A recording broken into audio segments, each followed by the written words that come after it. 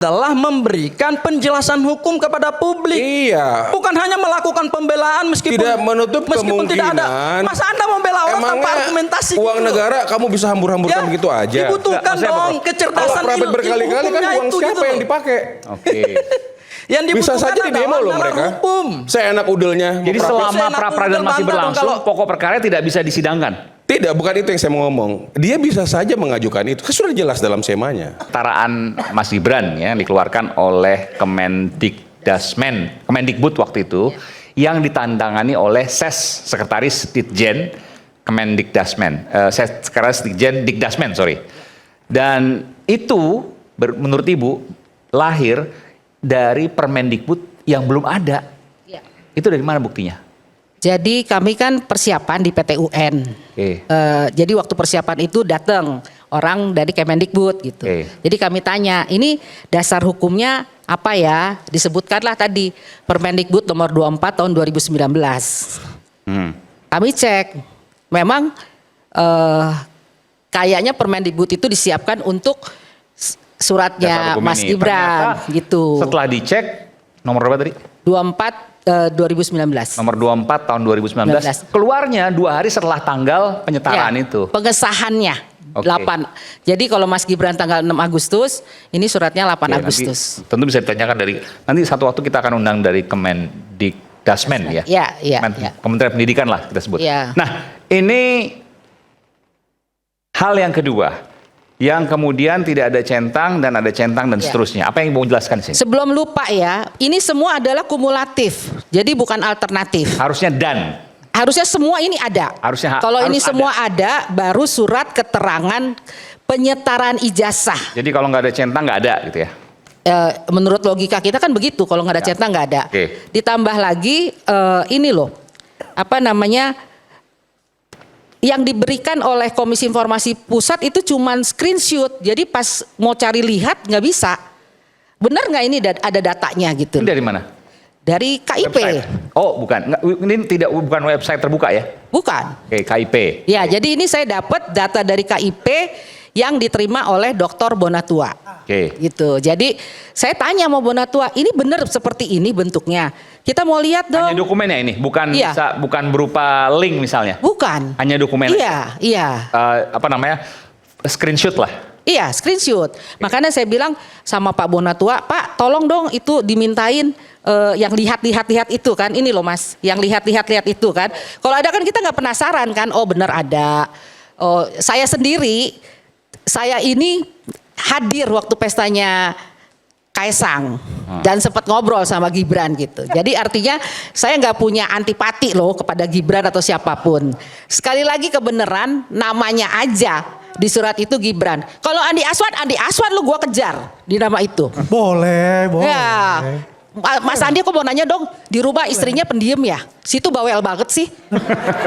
Karena Anda ini mau pansos dan saya sudah tahu, saya sudah bicara dengan Bonatua tentang ini. Oke. Kemarin pun di Anu sudah. Bonatua mengatakan. Bukan saya baru ngomong dia satu tuh kalimat, disupport Anda sama bisa dia. ngomong 10 kalimat. Saya sudah bicara itu. Coba diperiksa dulu jenis kelaminnya. Ya karena apa Anda katakan itu yang menurut Narasumber saya. resmi aja deh ini. Hanya pansos Ini narasumber untuk gak diundang bicara. gak usah ngomong lah. Narasumber resmi aja deh. Sorry, bercanda ya. Mesti dijawab juga, Ibu pansos katanya gimana? Everybody pansos? Kenapa enggak? Jangan munafik deh. Betul kan?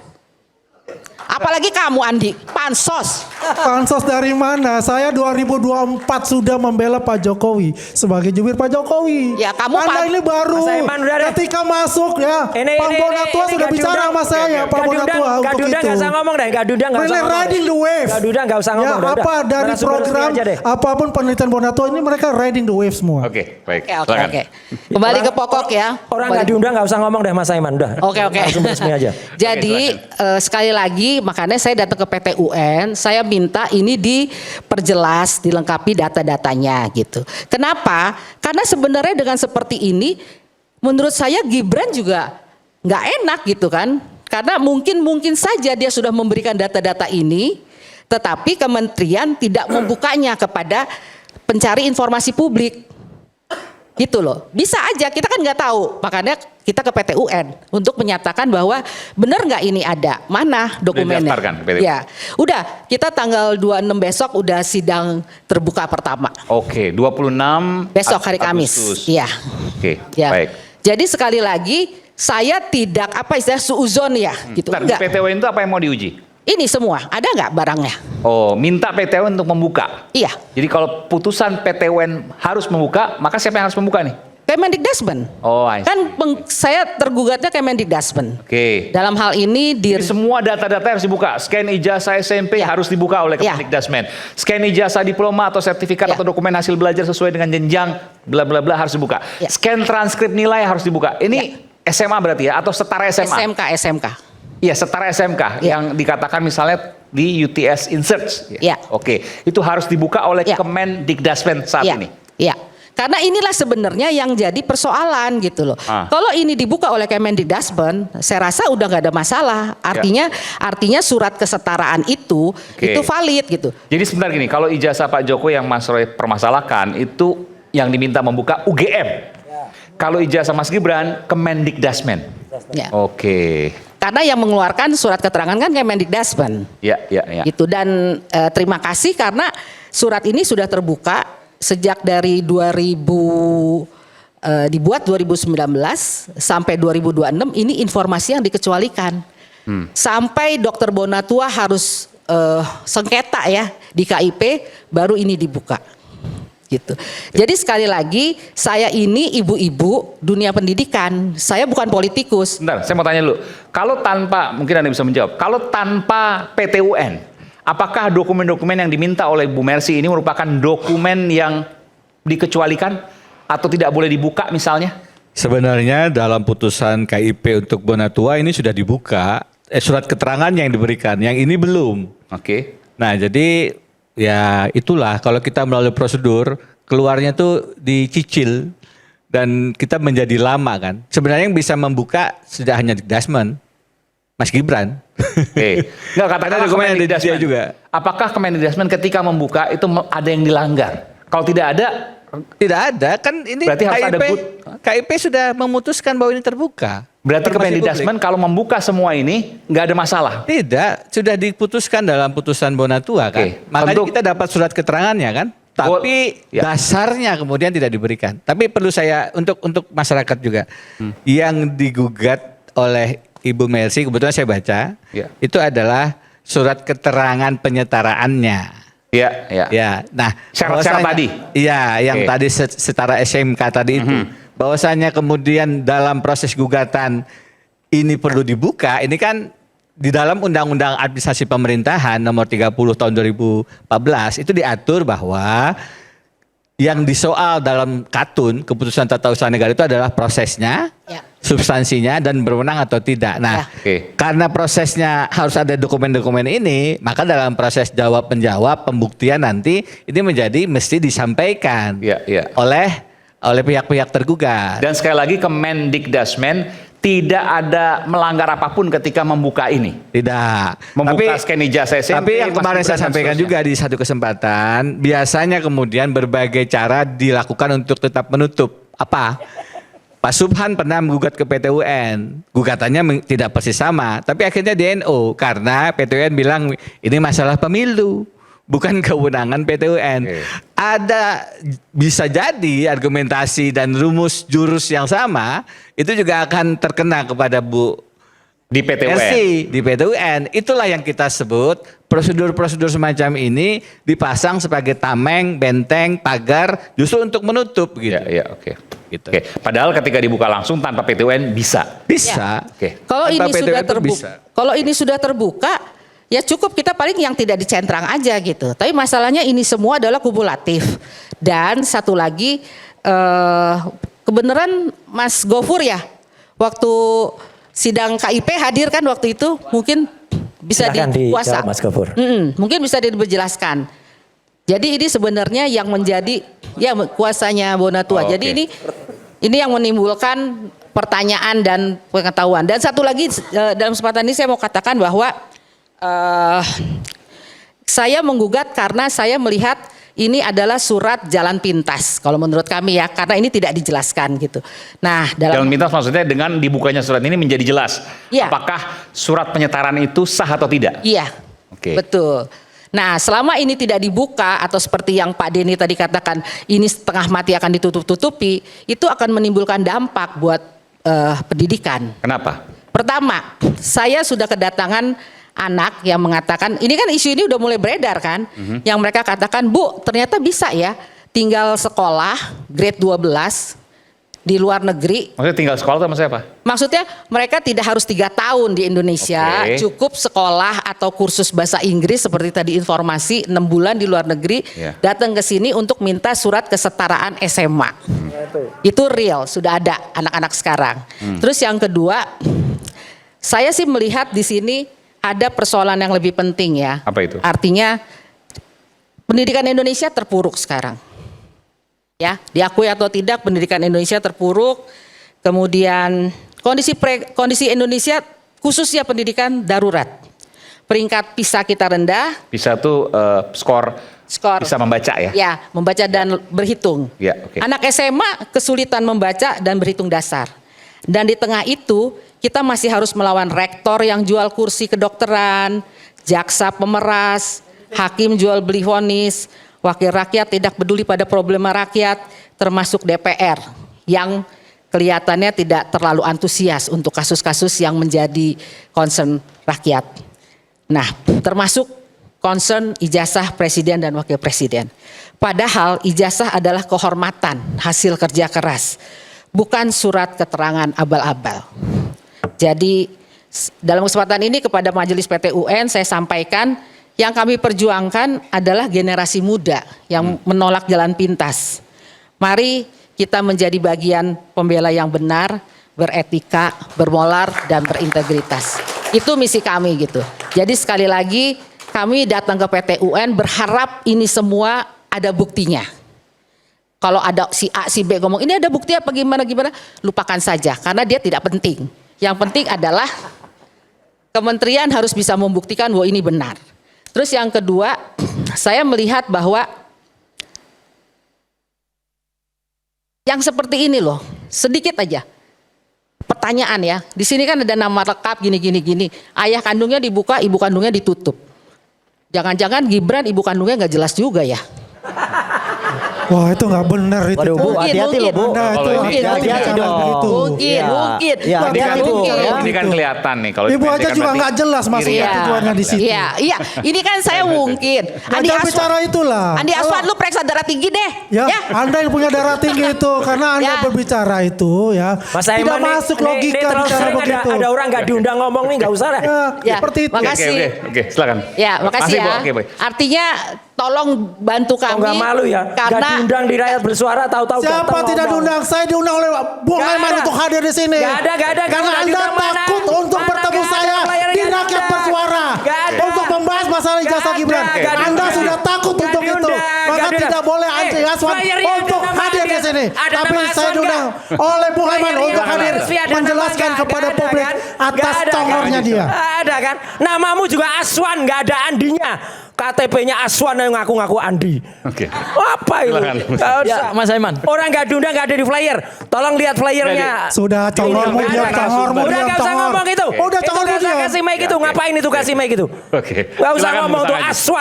Aswan. Oke, silakan Bu Sangaji. Oke, Mas Aiman, jadi temanya ini kan kita bahas 2 ijazah ya. Tapi saya ingin fokus ke kasus yang masih menjadi polemik publik karena bagaimanapun kami ini kan tim kuasa hukum yang sedang berjuang lewat pra peradilan, Mas Aiman. Dan beberapa hari lalu sebelum keluar putusan pra peradilannya Bu Tifa, hal yang juga miris buat kita adalah keluar SEMA nomor 3 tahun 2026. Di mana SEMA ini kalau kita kaji secara hukum, SEMA ini kan bukan produk hukum ya Mas Aiman ya. SEMA ini juga bukan produk yang ada dalam hierarki aturan perundang-undangan. SEMA ini dalam peradilan atau dalam badan peradilannya Mahkamah Agung, SEMA ini kan adalah surat yang menjadi petunjuk teknis administratif bagi para hakim dalam menyelenggarakan kekuasaan kehakiman yang sebetulnya tidak boleh mengandung norma, apalagi mengesampingkan norma, menegasikan norma selevel undang-undang. Nah, ini kan yang sekarang juga akhirnya kita melihat juga ada sesuatu yang miris di tengah penegakan hukum yang masih carut-marut gitu ya. Mungkin supaya lebih jelas Mas Aiman, saya minta supaya semanya bisa ditunjukkan ya. Iya. Ada apa dengan SEMA ini? Artinya tidak boleh yang saya pahami ya, tidak boleh ada pra-peradilan yang berkali-kali. Ya, gini. SEMA nomor 3 tahun 2026 ini kan lahir ketika Mas Roy dan Bu Tifa sedang melaksanakan pra-peradilan. Kemudian ada masukan atau ada permintaan, bahkan juga dilakukan dengan surat dari rekan-rekan dari kubu sebelah, sehingga kemudian Mahkamah Agung merespon. Oke, ini ya. Dengan mengeluarkan SEMA nomor 3 tahun 2026. Boleh sini Bung Sangaji. Baik, saya baca dari sini ya Mas Aiman ya, SEMA-nya ya. SEMA ini dikeluarkan sebenarnya tanggal 18 Agustus. Kemudian diperjelas dalam SEMA ini sebetulnya adalah satu kaidah saja, yaitu pasal 163 ayat 1 huruf C Undang-Undang nomor 20 tahun 2025 tentang KUHP yang baru, ya. Di mana di dalam norma pasal 163 ayat 1 huruf C ini bunyinya sebetulnya jelas, tidak perlu lagi ditafsirkan, bahkan memberikan kepastian, yaitu apa? Selama pemeriksaan sebagaimana dimaksud dalam huruf C belum selesai, pemeriksaan pokok perkara di pengadilan tidak dapat diselenggarakan. Yang dimaksud di sini adalah pokok perkara atau pidana materialnya harus menunggu pemeriksaan pra peradilan. Tetapi kemudian Mahkamah Agung mengeluarkan 3 poin dalam SEMA ini. Yang pertama, apabila terdapat permohonan pra peradilan yang telah didaftarkan atau diperiksa di pengadilan negeri, pokok perkara tetap dapat dilimpahkan. Namun pemeriksaan pokok perkara tidak dapat diselenggarakan sampai dengan adanya putusan pra peradilan. Kemudian yang kedua, pra peradilan yang didaftarkan setelah pokok perkara dilimpahkan tidak menghalangi pemeriksaan pokok perkara. Ya, jadi yang bermasalah di sini sebetulnya Mas Aiman itu poin B dan poin C. Poin C-nya adalah terhadap permohonan pra peradilan yang diajukan setelah pokok perkara dilimpahkan, maka permohonan pra peradilan tetap diregistrasi, disidangkan dan diputus dengan amar putusan dinyatakan tidak dapat diterima. Kalau kita bicara pra peradilan Mas Aiman, ini ada 2 hal sebetulnya. Yang pertama adalah soal timing dan yang kedua adalah soal kompetensi pra peradilan. Memang benar di KUHP yang lama, yaitu pasal 82 ayat 1 huruf D, ya. Ketika pokok perkara sudah diregister dan mulai diperiksa, maka pra peradilannya gugur. Pra peradilannya jelas gugur ya. Artinya itu soal timing, ya. Jadi KUHP yang lama betul-betul mengunci bahwa kalau pokok perkara sudah dilimpahkan dan sudah diperiksa, maka upaya tersangka untuk mengajukan peradilan itu gugur, artinya tidak bisa dapat dilanjutkan, ya. Di KUHP yang baru, norma itu kan diubah dengan pasal 163 ayat 1 huruf C. Yaitu apa? Timingnya diubah oleh pembuat undang-undang. Yaitu ketika pra peradilan sedang dimohonkan, meskipun pokok perkara sudah diregistrasi, maka pidana material atau pokok perkara harus menunggu. Ini kan soal timing. Nah, logikanya begini. Kenapa kemudian pembuat undang-undang mengubah KUHP kita? Karena kalau kita lihat dari sisi timing jelas berbeda. Di KUHP yang lama pokok perkara diutamakan. Artinya pidana material itu diutamakan untuk cepat-cepat disidangkan. Ya, maka kemudian pra peradilannya harus gugur ketika sudah mulai disidangkan. Yang sekarang beda kan? Yang sekarang beda dengan KUHP yang sekarang. Jadi yang kalau sekarang pra peradilannya diajukan harus diselesaikan dulu ya, pra peradilan. Karena apa? Karena pra peradilannya didahulukan. Tapi B dan C tadi pokok perkara bisa dilakukan pemeriksaan. Itu maksudnya gimana? Nah, makanya ini nanti anehnya di situ. Kita akan masuk situ Mas Aiman. KUHP yang baru mengubah dari sisi timing pra peradilannya harus didahulukan, pokok perkara ditunda. Kenapa harus ditunda Mas Aiman? Gini, kita harus lihat pada kompetensi pra peradilan. Di pasal 77 KUHP yang dulu, kompetensi pra peradilan terhadap upaya paksa itu hanya 2. Buka pasal 77 KUHP, yaitu hanya berkaitan dengan penangkapan dan penahanan. Makanya ketika pokok perkara sudah diregister dan disidangkan, sebetulnya gugur karena penangkapan dan penahanan dianggap tidak lagi penting, itu hanya aspek formilnya saja, ya, itu. Kalau di KUHP yang baru, kenapa pra peradilannya diutamakan? Karena kompetensi dari pra peradilan yang diatur dalam pasal 158 KUHP yang baru itu upaya paksa jadi 9 di pasal 89, yaitu 1, penetapan tersangka, penangkapan, penahanan, penyitaan, penggeledahan, pemblokiran, penyadapan, pemeriksaan surat, dan terakhir adalah pencekalan. Ada 9 upaya paksa yang diatur dalam KUHP yang baru.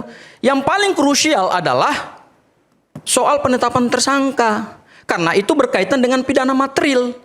Maka berdasarkan kerumusan KUHP yang baru, ketika seseorang sedang menguji penetapan tersangka, ya tidak boleh dilangkahi dengan pemeriksaan pokok perkara. Kenapa? Karena logikanya sederhana. Ketika penetapan tersangka diuji dengan 2 alat bukti yang sah, apa tidak sah, kemudian putusan pra peradilan mengatakan bahwa penetapan tersangkanya harus gugur, maka kemudian dakwaan jaksa penuntut umum yang sudah diregister tadi ya tidak bisa dilanjutkan. Jadi pembuat undang-undang mendesain KUHP yang luar biasa ini karena memang ada putusan Mahkamah Konstitusi di tahun 2014, putusan 21/PUU ya strip 12 Romawi garing 2014, di mana Mahkamah Konstitusi kemudian menambahkan 3 upaya paksa dalam KUHP lama, yaitu penetapan tersangka, penyitaan, dan penggeledahan. Nah, putusan Mahkamah Konstitusi ini kemudian diadopsi oleh pembuat undang-undang pada tahun 2025, membuat timing dari pra peradilan diubah oleh pembuat undang-undang. Karena kenapa? Ini pra peradilan sudah kompetensinya sudah hybrid gitu loh Mas Aiman.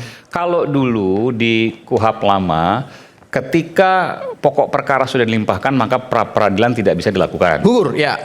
Kalau sekarang Harus nunggu. pra peradilan selesai. Harus nunggu. Jadi kalau Mas Roy misalnya katakanlah 16 kali pra peradilan. Nah, sekarang begini juga, Mas pokok Aiman. perkaranya tidak bisa disidangkan. Ya, betul. Sekarang begini juga. Nggak ada Ini kan masalah. Artinya gini dong, Mas Roy ketika mengajukan pra peradilan terus, pokok perkaranya nggak akan disidangkan. itu konsekuensi dari hukum acara pidana kita yang baru, Mas Aiman. Ya. Dan sebentar saya jelaskan ya. Kalau kemudian ada teman-teman, termasuk dari tim kuasa hukum Pak Jokowi selalu mengatakan, ini akan berakhirnya kapan? Pra peradilannya akan berapa? Gini, tenang aja. Kita sedang belajar untuk membiasakan diri dengan KUHP yang baru. Pra peradilan itu nggak mungkin sampai 20 kali Mas Aiman. Nggak mungkin sampai 30 kali, apalagi 16 kali sampai mungkin, tapi 100 kata Mas Roy. kali. Ya, 16 itu cuma bahasa yang bombastis. Karena gini, kompetensi pra peradilan upaya paksa aja cuma 9. Bukan. Ini kan jadi begini. Ini tentu dalam hal ini berbeda. Saya bayangkan misalnya ketika pra peradilan kasus Febri Adriansyah. Ya. Yang kemudian sidang pokok perkara yang ditunggu-tunggu, Ya. itu kemudian tidak kunjung dilakukan. Ya. Nah tentu itu kan memunculkan kepastian hukum yang tertunda. Sama Ya. juga seperti ijazah. Ya, saya jawab ya Mas Aiman. Ya, gini. Kita harus memahami bahwa pra peradilan ini bagaimana ceritanya dalam sistem hukum pidana nasional kita. Dalam sejarah hukum pidana kita punya 3 hukum acara. Yang pertama HIR atau reglemen yang diperbaharui di zaman Hindia Belanda. Di HIR itu tidak ada pra peradilan Mas Aiman. Karena begitu pemerintah kolonial Belanda menetapkan orang sebagai tersangka, kemudian disidangkan dan diadili meskipun tidak dengan pembelaan yang baik atau tidak ada due process of law, ya dia tetap digantung. Dan kita menyaksikan itu dalam sebentar dulu, saya jelaskan. Ada pertanyaan sedikit. Saya mau lurusin. Mau lurusin boleh. Enggak, Saya mau lurusin. Sedikit. Ketika kita berbicara mengenai undang-undang yang lama, beberapa saat lalu dibilang ini KUHP baru. Ngapain ngomongin yang lama-lama? Enggak, saya mau membandingkan, Prof. Saya mau Ini sedang menggiring opini, mohon maaf ya. Ini sedang menggiring opini dan kita nggak cukup waktu untuk mendengarkan kuliah. Kita kan bukan mahasiswa dia. Jadi saya pikir tugas seorang advokat itu adalah memberikan penjelasan hukum kepada publik. Iya. Bukan hanya melakukan pembelaan meskipun tidak menutup meskipun kemungkinan. tidak ada. Masa Anda membela orang tanpa argumentasi? Uang gitu negara kamu bisa hambur-hamburkan begitu aja. Dibutuhkan dong kecerdasan Kalau profit berkali-kali kan uang itu, siapa gitu yang loh. dipakai? Oke. Yang Bisa dibutuhkan saja di demo adalah loh nalar mereka. hukum. Saya enak udelnya. Jadi selama pra peradilan masih berlangsung, pokok perkara tidak bisa disidangkan. Tidak, bukan itu yang saya mau ngomong. Dia bisa saja mengajukan itu. Kan sudah jelas dalam semanya. Sudah diatur. Ya, peradilan juga harus murah, mudah, cepat. Dia sudah disampaikan dalam putusan peradilan kedua. Ini mengulur-ngulur waktu. Emang pakai duit siapa? Itu Meskipun duit secara pajak loh. KUHP dan SEMA diperbolehkan. Sudah disampaikan dalam SEMA 3 kan? Silahkan jalan. Masalah pokok perkara juga jalan. Sudah jelas kan? Kenapa? Yang dipersoalkan adalah ketika ada prapit Iya. di tengah jalan masuk nih dilimpahkan, maka prapitnya diselesain. Kan itu sebenarnya. Itu yang mau dilurusin sama SEMA. Jadi misalnya gini, pra peradilannya lanjut terus, pokok perkara tetap bisa disidangkan. Iya, itu yang disampaikan sama SEMA. Jadi kalau dia masukkan pra peradilan yang kemudian setelah ada pelimpahan perkara, maka NO. Nah, apakah mau di-exercise terus NO-nya mau tadi berkali-kali? NO-nya apa yang pra peradilan? Tadi pra peradilan mau dia masukin kali berkali-kali sekarang, Pra peradilan udah pasti NO. NO itu maksudnya tidak bisa disidangkan. Ya, konsekuensinya biaya siapa? Kan mereka saya enaknya aja. Tapi pokok perkaranya Diperiksa. tetap berlangsung. Diperiksa. Dakwaan dibacakan dan seterusnya. Dibaca. Sudah dimulai kan dari Bu Tifa. Ya, ya. Jadi maksud saya gini loh. Jangan sampai menyesatkan. Ini aja dari tadi saya dari tadi diam kan. Udah hampir berapa jam nih saya diam aja. Loh, saya juga Tapi baru begitu ngomong berbicara mengenai persoalan ini, saya nggak mau kita dinarasikan dengan menyesatkan. Nggak ada tuh yang diomongin sama dia. Nggak ada. Kalau kita berbicara KUHP baru ya ngomong yang itu. Kalau ada ya aturan yang diatur sama internal peradilan mengenai SEMA ya diatur SEMA. Apakah dia bisa membatalkan SEMA? Kan belum tentu. Kan gitu nih. Sehingga jangan disesatkan. Sebenarnya kalau memang saudara-saudaraku ini 100% yakin ijazah Pak Jokowi itu palsu, ya ayo. Pokok perkara. Iya dong. Kalau mereka kesana kemari emang uang siapa yang dipakai? Pajak siapa yang dipakai? Maaf. Mengenai pra-peradilan yang disampaikan, kan sudah dikasih kewenangannya. Ketika itu sedang pra-peradilan, kemudian diperiksa, ada pelimpahan perkara, maka diperiksa. Kan gitu. Artinya jangan berpikir seakan-akan kita yang paling pinter, sehingga ini hakim harus saya kupas. Ini 9 upaya paksa kali 10 kali angle 90 kali. Uang siapa? Uang negara. Apakah mereka bayar? Oke. Mas Aiman, saya udah kasih banyak waktu, jangan ya. dilari-lariin lah. Ya. Jadi saya hanya mau Saya menyampaikan bantah argumennya, nah. kalau mereka memang meyakini 100% ijazah Pak Jokowi itu palsu, monggo kita masuk ke pokok perkara. Sederhana itu. Jangan sampai kita di sini, dari tadi saya mencermati kan, ada itu, ada ini, semua katanya. Interupsi. Ini adalah peradilan main hakim sendiri hari ini. Interupsi. Lo menghakimi orang lain sendiri, lo jadi hakimi sendiri. Karena pra peradilan yang berulang. Bukan soal pra peradilan, semua. Apapun yang kita bahas hari ini, saya hadir di sini kan. Maksudnya apa ya, Mak?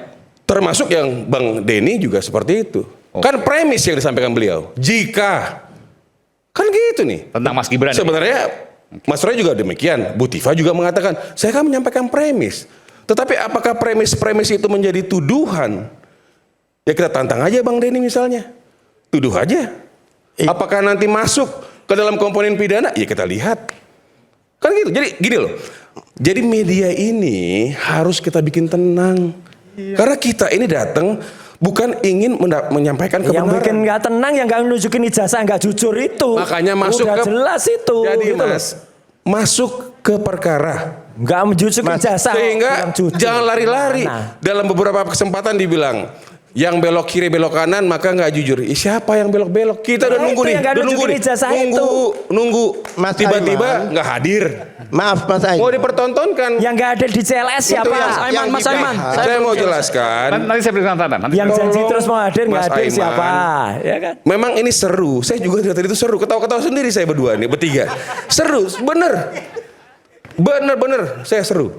Tetapi saya serunya adalah, kok bisa ya orang ngomong seperti ini? termasuk Mas Denny, Ya, Denny, Mas Roy, semua. Mbak Mercy. Semua. Oke. Seru loh. Kok bisa Seru, ada Kok bisa wapres kenapa? nggak punya Kok bisa ijazah kenapa? kayak gitu kok ya bisa? Kita kan negara hukum. Kok bisa ada Mas. mantan presiden nggak punya Negara ijazah hukum juga tentu bisa? proses hukum dong. Tadi disampaikan ini nggak tembus, itu nggak tembus, ini nggak tembus, tapi dia udah berani ngomong dan mengatakan premis. Pernyataan yang disampaikan. Nanti dia bilang, loh, gue menyampaikan pendapat, kan nunggu nih, nunggu ini, sehingga udahlah masuk dulu contohnya. Masuk ke perkara sehingga ada nanti apakah jadi jurisprudensi kita lihat Perkaranya yang mana Sehingga dulu? jangan sampai Kan itu fitnah dan pencemaran kita baik. mempermainkan Kayak rakyat hukum. udah dibohongi aja. kalau bicara Perkara ijazah tuh CLS, ini kan mudah dia nggak kita berani lihat. datang ke CLS. Ini semua adalah Gimana premis. sih? CLS nggak pernah mau datang orang Bang Roy, itu. ijazah dulu siapa nanti yang waktu di sidang. mendalilkan Mana tadi bisa? sudah dijelaskan Udahlah. siapa yang mendalilkan dia harus Itu membuktikan. tuduhannya fitnah dan ketika pencemaran nama berbagai baik, hal bukan soal disampaikan ijazah. tidak bisa dibuktikan kan Rakyat nol. tuh nggak bisa dibohongi udah. kan gitu Dari dulu tukang Sehingga, bohong tuh orang itu. udahlah Bukan, jangan bukan, sampai kan ini kita saya- bersaksi dusta di sini Apa gitu yang kan enggak, bukan. Ini yang kemudian disampaikan dan menjadi pertanyaan. Nah, tentu ada jawaban yang bisa disampaikan kan begitu. Tidak ada kesimpulan. kalau yang berbicara disampaikan. beliau-beliau ini kita masuk ke pokok perkara SEMA sudah keluar. Bukan yang tadi ijazah Mas Gibran misalnya. Kenapa? Kasihan ada yang tepuk tangan nggak disambut. Kenapa? Ijazah Mas Gibran kenapa? Bahwa ada yang disampaikan. Yang nyambut cuman kecil bagian sana. Kan gitu aja. Ada yang Dia nyambut tuh. disampaikan dan menjadi pertanyaan. Tentu ini harus dijawab kan itu. Ya, gini loh. Kan tadi sudah jelas dan sangat jelas saya dengerin bener. Bahwa diupayakan ini. Diupayakan itu. Masuk ke pengadilan ini. Masuk. Nggak ada yang tembus kan? Mau dibahas. Mau bahas apa? PT UN yang Sama ini juga belum. tanggal 26. Ya. Kan belum. Jangan diduluin. Tadi dikatakan. Saya menduga ada peraturan yang dibuat 2 hari dan sebagainya. Kok dia mengulangi lagi? Belum putus tunnya. Kok dia udah ngomong? Saya tidak. Mas tidak- Aiman, Mas Aiman, ini sebentar. yang- Coba. Saya tidak. saya- Bentar. Ini yang dibahas kan Ibu Tifa, saya lawyernya. Bukan, nanti. Saya Ini nggak. kan- Iya, saya saya bicara- berhubungan dengan- saya Mas bicara Gibran ya. overall, Soal tadi Bang. peraturan. Bang, aduh. Saya bicara overall aja, Bang. Jadi Karena gini, diminta Bang. komen. Sebenarnya saya nggak boleh komen di luar Iya. dari itu. Iya, nggak apa-apa tuh. Jadi gini Bang, Kan mewaraskan logika. Nggak apa-apa. kan di sini kan banyak sarjana hukum ya. Jadi artinya Ya. kita terkejut karena satu surat keterangan itu dibuat tanggal 6 Agustus. Ya. Oke. Nah, ketika kita bertanya apa dasarnya Ya. adalah Permendikbud nomor 24 tahun Baik. 2019. Baik. Kita pelajari. Ya. Ternyata itu mulai berlaku tanggal 8 Agustus. Ya. Nah, karena itulah itu jadi pertimbangan juga Ya. bahwa apakah surat ini benar-benar sesuai dengan aturan main dalam Ya. dalam hal ini Ya. benar nggak? Satu itu ya soal waktu ya. Ya. Yang kedua soal penanda tangan Oke. misalnya. Jadi sekali lagi Bang, saya di sini adalah menerangkan bahwa Iya. kenapa kita datang ke PT UN Iya. karena kita ingin dapat informasi yang Oke. lengkap. Kan clear. Ya, itu. Tidak sedang berdiskusi menuduh-nuduh. Bukan sama Kan sekali premis bukan. nih. Saya sedang mengajukan sesuatu, saya lagi tunggu. Ya tunggu aja. Ya, Kan gitu. Iya. Jadi jangan sampai nanti ada kecapnya, ada cabenya, semakin pedas semakin seru gitu kan. Kayaknya abang gosip deh. semakin digosok semakin sip. Apakah hari ini sorry izin ya, rakyat bersuara udah jadi gosiper? I don't know. Saya harus jelaskan dulu. Yang, Boleh saya jawab, yang Mas? tuduhan yang mana? Kan dari mereka tidak ada. Kan yang disampaikan beliau-beliau ini kan tadi ya premis. Iya, tuduhannya yang mana, Pak Prof? Makanya kalau kita membahas, Bukan, pertanyaan saya sederhana. Tuduhannya yang mana? saya tidak mengatakan tuduhan. Tadi kan bilang tuduhan. Loh, Nggak, artinya gini. Tuduhan Karena tadi, Karena menyinggung Saya- rakyat saya- bersuara. saya- saya- Ini orang ini. saya- Begini, karena menyinggung rakyat bersuara, saya Udah pikun menjelaskan orang ini. Oke, silakan. bahwa Silakan. saat ini mereka punya ya Punya apa? pendapat. Ya. Pendapat yang harus dijelaskan. Kalau seandainya itu ada tuduhan, silahkan dijawab. Iya. Kalau ada kejanggalan, silahkan dijawab. Dan ini tidak ada gosip. Kenapa? Karena tadi saya bilang gosip kan. Iya. Saya harus luruskan. Iya. Yang mereka sebutkan adalah fakta. versi mereka. Ya tadi kan saya sudah sampaikan. Kalau seandainya ada fakta-fakta yang menjadi Sema. bantahan, silahkan. Sema kan? begitu. Saya sudah sampaikan Sema. It's very simple. Simple. Dan Mas Aiman, Sema. Saya di sampaikan sesi- Sema kok. Di sesi kedua Mas Aiman, tadi, Mas Aiman secara sebentar. panjang lebar saya nerangkan yang ada di sana tuh kicep semua itu, nggak bisa jawab semua itu tadi. Nggak perlu Udah dijawab jelas, itu, nggak perlu udah. dijawab. Kayak gitu sekarang pada Jadi, mau ngomong. Mas Aiman, Ngemeng saya aja itu udah. menyampaikan ini adalah Udah lah, orang-orang ini intinya, parah lah. jika memang belum ada bukti hukumnya, kita kan negara hukum, Mas Aiman. Tadi Mas Aiman, apa buktinya? Mas, Saya di mau dalam menyampaikan- jurnalistik, boleh saya jawab di dalam satu hal? jurnalistik tidak bicara soal hukum. Ada fakta yang disajikan di depan publik karena jurnalistik adalah reduction uncertainty, Coba. mengurangi ketidakpastian, Saya mau- menjawab kepastian, saya mau tanya. mencari kepastian menuju kebenaran. Saya mau tanya, ini ijazah Pak Jokowi palsu atau gimana? Loh iya dong. Kita nggak bicara. Saya kalau Anda mengundang saya kan saya ke sana. Jadi gini. Sehingga saya mau di dalam mengatakan jurnalistik ijazah Pak Jokowi sudah dinyatakan oleh ada UGM. hipotesis yang disampaikan oleh pihak A, Ya. lalu kemudian dijawab oleh pihak B. Iya. Kewajiban jurnalistik hanya pada keberitahuan, Yang saya- bukan menjawab pertanyaan dari Bung. Saya yang Prof. tadi tidak sepakat adalah diceritakan semua hal terkait masa lampau, aturan dan perundang-undangan masa lampau, padahal sekarang kita sistem peradilan pidana terpadu baru. Nah, ini Prof, pra peradilan, Prof, beda itu. lagi. Saya- Beda lagi. ini kan saya bilang, Jangan mau yang lompat-lompat. mana Ini nih? Bicara soal ijazah Mas Gibran. dulu. Pertanyaannya Mas Mas Iman, Aiman mau yang boleh mana? nggak saya Biar saya bicara? jawab, gitu loh. Oke. Boleh Mas? Silakan. Makasih. Kita ini bicara majulah ke peradilan. Tunggulah proses di sana. Kita seakan-akan lupa bahwa proses hukum kita, negara hukum kita itu sedang tidak baik-baik saja. Ini kan a priori kan. Nah, silakan. Silakan. Nggak boleh lah. Presiden Jokowi. Dari sisi jurnalistik ini dibenarkan nggak? Jurnalistik tidak menyatakan bahwa ini Benar benar lah. atau tidak. Nah. Kita hanya bicara soal data yang disampaikan. Ada yang disampaikan mengenai tadi bahwa hukum sekarang di Indonesia nggak Kalau benar. ada orang Indonesia Gimana? merasa hukum penegakan hukumnya Silakan, sehat, ya sudah. Ya, Penegakan hukum kita itu muncul dengan jampitsus yang mengkorupsi kasus korupsi. ya jangan disamain semua Penegakan lah, hukum Bang. kita itu muncul Itu dengan hal putusan lain, 90 di mana Paman Usman Saya memberikan jawab, itu kesempatan hal lain. kepada Bisa. Gibran. Itu Sebentar, hal lain. terlalu banyak Janganlah. kasus di mana penegakan hukum Janganlah, kita Bang. tidak sedang baik-baik Sayang, saja. Bang. Anda melegitimasi. Boleh nggak saya teruskan ini? Sayang sekali, Boleh nggak? Bang. Tadi saya mendengarkan mereka. Hukum di Silakan. dalam hukum positif kita Nanti saya nggak bisa. Iyalah. Ada istilah hukum satu saksi bukan saksi. Iya. Unus testis turus testis. Tidak boleh ada namanya saksi didaud itu. Saya teruskan. Hanya mendengar keterangan dari katanya itu nggak dikenal di hukum Nggak kita. ada. Hati-hati. Kita hukum kita putusan pengadilan. Iya. Anda berani Itu loh, Mas menyatakan, Aiman. Maksud saya ya, itu loh, Mas berani Aiman. mendalilkan, silakan buktikan. Jadi kalau mohon- tidak bisa buktikan, mohon jangan ya berarti dipanjangin cuman bahasa-bahasa yang nggak sesuai. apa namanya asumsi aja. Ya. Gitu. Itu Saya- sih, Mas Aiman. Saya sejak mahasiswa berdiskusi dengan teman-teman UGM bikin namanya Indonesian Court Monitoring. Pada saat dengan Pak SBY saya mengusulkan dibentuk Satuan Tugas Pemberantasan Mafia Hukum. Maaf, bahwa hukum kita baik saja itu idealita. Masih dalam tataran ideal. Realitanya yaitu tadi putusan Paman Usman untuk ponakan Gibran. Nah, ini luruskan ini ya. Sebentar. Kan, Anda Ini kapan sudah saya selesainya nih kalau begini? kebohongan publik. Saya mendengarkan. Ini Anda harus dijawab sudah dulu. menyampaikan kebohongan publik. Ya. Ini putusan pengadilan. Warga negara Indonesia harus tunduk dan patuh menghormati putusan pengadilan. Anda profesor hukum loh. Anda jangan mengacaukan masyarakat, ya.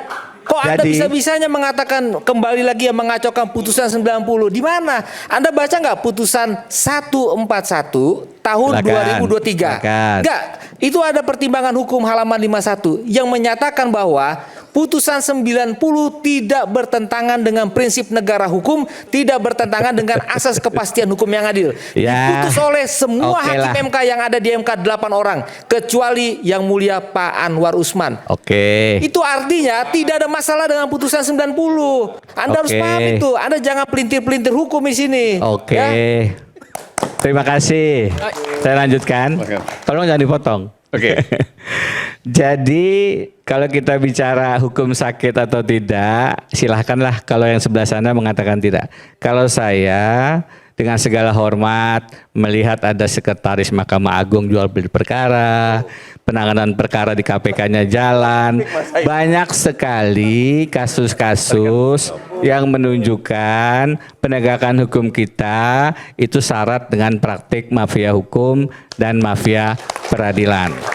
Kalau masih belum sadar, mungkin perlu dicek apakah kita bagian dari praktik mafia hukum itu sendiri atau kita berlawanan dengan praktik mafia hukum itu sendiri. Yang kedua, secara hukum tata negara, persoalan kita kalau disuruh masuk ke penegakan hukum adalah penegakan hukum itu diintervensi oleh kekuasaan dan dana. Dan di Pilpres 2024 dengan segala hormat itu yang paling merusak adalah pendekatan cawe-cawe Presiden Jokowi. Di situ kemudian secara konstitusi kita sudah kehilangan free and fair election. Ketika seorang kepala negara, presiden dengan jelas mengatakan akan ikut cawe-cawe, tidak lagi non-partisan, dan di dalam kontestasi itu ada anaknya yang ikut menjadi calon wakil presiden dengan cara-cara sebagaimana sudah kita jelaskan dari tadi, maka pendekatan-pendekatan hukum prosedural, masuklah ke PN, masuklah ke PT-UN, tadi saya sudah katakan, adalah benteng-benteng pertahanan prosedural yang dibangun dengan merusak substansi, dengan merusak esensi. Dari itu, pendekatan saya memang saya sudah bersurat ke MK, saya sudah menguji putusan 90 ke MK, saya sudah melakukan itu. Kalau kemudian ada pendekatan sosial, legal dengan sayembara, ini bukan pendekatan yang non-hukum. Justru ini pendekatan yang sangat berbasis kondisi hukum kita. Ketika jalur-jalur pintu-pintu hukum yang lewat PN, PT-UN, tadi Bonatua menggugat ke KPU.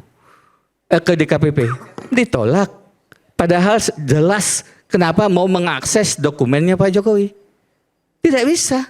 Jadi kita ini kalau menggunakan jalur-jalur semacam itu kita lakukan. Saya membantu Bu Mercy menyiapkan gugatannya, kami lakukan.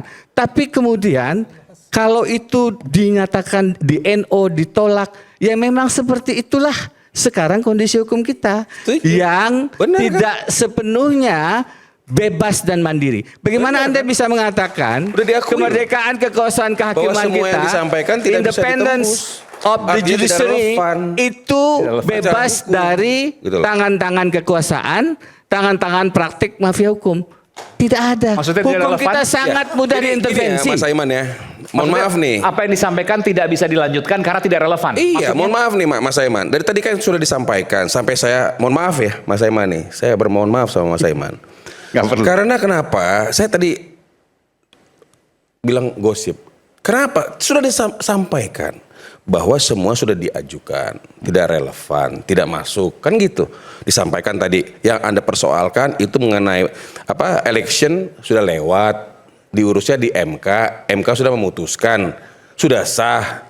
Beliau menjadi presiden dan wakil presiden. Kita tunggu aja 2029 kalau emang mau dipersoalkan. Enggak begitu Mas pendekatannya. Pendekatannya ini kan adalah namanya main hakim sendiri. Undang-Undang Dasar 1945 membuka ruang kalau udah dipaksa begini. Undang-Undang Dasar 1945 membuka ruang koreksi hukum, pemberhentian. Tadi saya sudah jelaskan, selain mangkat, berhenti, diberhentikan, tidak dapat melaksanakan kewajiban. Ini kan premis. Secara konstitusi, enggak. Artinya konsep tidak semua menunggu pilpres itu adalah satu konsep yang memang dibuka oleh Undang-Undang Dasar. Kalau kemudian ada fixed term, tidak boleh dikoreksi 5 tahun, tunggu pilpres 2029, itu lagi. Konsep mana? Yang namanya presidential term itu memang fix. Tapi there is konsep impeachment, there is konsep mundur, there is konsep ini mau ngomong artinya atau mau mengatakan pernyataan. Kalau dia di tengah jalan misalnya, itu loh Mas Aiman, tidak lagi memenuhi, mau mengatakan di impeach atau tengah jalan ceritanya kan? Mau mengatakan impeachment atau mengatakan pernyataan doang, jika orang begini maka bisa begitu kan gitu Mas Aiman. Kan dari tadi saya sudah jelaskan. Apakah mau menuduh Kan Wapres dari itu tadi saya sudah impeach atau gimana? jelaskan. Jadi gini loh, supaya saya jangan salah ngomong lagi gitu kan.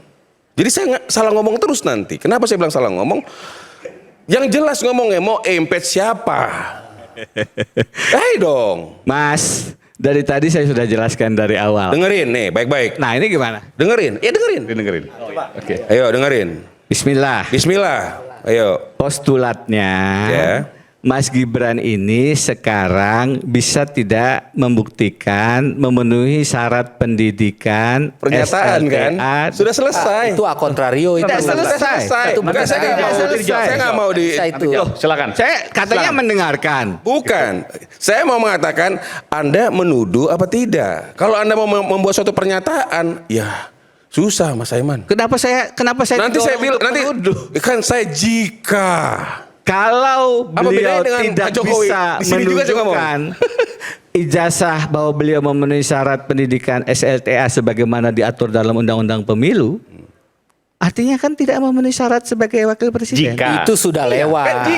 itu loh, Mas sudah Saiman. lewat. Kalau saya prosesnya. yang disuruh membuktikan, kan tidak fair, Mas. Enggak, jadi gini. Fair. Ijazahnya ada Mau di menyampaikan sana. apa tuduhan Saya atau apa adalah kan gitu. Kalau saya disuruh mau membuka, Enggak, saya Aduh. sebenarnya di dalam Lemes saya, Mas fakta jurnalistik tidak sehitam putih itu, bahwa ada hipotesis yang kemudian harus dijelaskan dan berupa pertanyaan itu sebuah kewajaran. tidak hanya hipotesis, Dan Mas. tidak Mas, tidak hanya hipotesis. Bahwasanya Saya aturan pikir perundang-undangan hipotesis. kita. Saya senang nih kalau hipotesis. Sebentar, ada indikasi. Berarti dilakukan Ada riset. indikasi. Oke, Sebentar, ada indikasi. dengarkan Oke. dulu. Nah, Dengarkan lebih dulu. maju lagi. Nggak Kalau bisa. saya Ini menjelaskan cuman tadi bantah guyonan. lagi. Ya, oke. Ada indikasi, ada bukti bahwa memang ini adalah fabricated. Satu. Rekayasa. Iya. Dugaan. Mana? Di mana? Memang, satu- Putusan dengarkan. mana? Iya, Putusan silakan. mana? Silakan. Putusan Putusan 90 Loh, yang kok awalnya putusan tidak ada.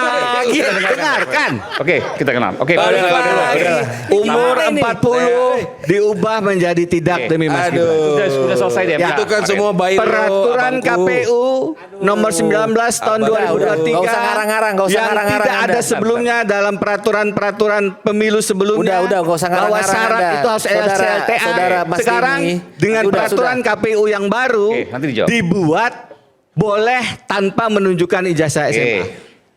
Loh, itu kan bukti-bukti dalam hukum, pembuktian bukti petunjuk. Anda kemana Kalau waktu itu? Anda Enggak, Mas bisa Denny, Anda merubah kemana syarat waktu 2 umur minggu Jangan dikasih dipotong dengan dulu, putusan Pak. Mahkamah tanggapan? Konstitusi? Anda kemana Boleh sebagai orang hukum? Boleh Enggak, nggak Anda saya kemana waktu itu? Ya, waktu KPU secara konstitusional, Anda kan harus menggunakan perspektif konstitusional. Ketika ruang itu ada, Anda kenapa nggak keberatan? Dari tadi Kemana saya sudah Anda? jelaskan. Anda di Australia, Enggak, jangan-jangan. saya bolak-balik. Di mana waktu itu? Enggak perlu.